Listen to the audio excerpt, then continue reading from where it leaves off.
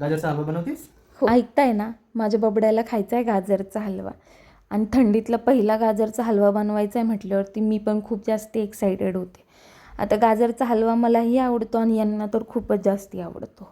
आणि कालच मार्केटमधून गाजरही आणून ठेवली होती. मग मी काही नाही बोलले नाही, लगेच किचनमध्ये आले. तसा स्वयंपाक माझा झालेलाच होता, पण आता गाजरचा हलवा बनवायचा म्हटल्यावरती मग काय.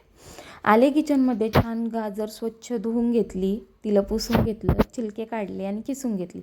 आता किसणी माझ्याकडे इकडे खूप जास्ती छोटी होती म्हणून खूप जास्ती वेळ लागला. कढई ठेवली गॅसवरती आणि खूप जास्ती गरम झाली होती, कारण इकडे बाबूचा आवाज येत होता रडायचा. म्हटलं थोडंसं त्याच्याकडे जाऊन आले, मग बंद केला होता गॅस.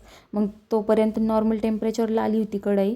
मग त्याच्यामध्ये ड्रायफ्रूट्स भाजून घेतले. परत बाबू रडत होता म्हणून तिकडे गेले तर माझे ड्रायफ्रूट्सच थोडेसे जळाले. म्हटलं चला काही हरकत नाही, तेवढं थोडंफार चालते.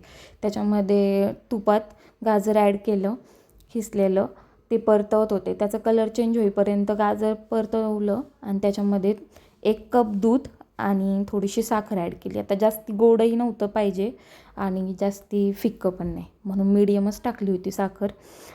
आता छान इकडे गाजरचा हलवा परततं आहे, तोपर्यंत मी किचन वाट्यावरती जरासं साफसफाई करून घेतली. आणि मध्ये माझं बाबूच्या पप्पांकडे आणि बाबूकडे जाणं येणं चालूच होतं, कारण तो मस्ती करत होता, मम करत होता. मग मी त्याच्याकडे पण मध्ये मध्ये जायचे.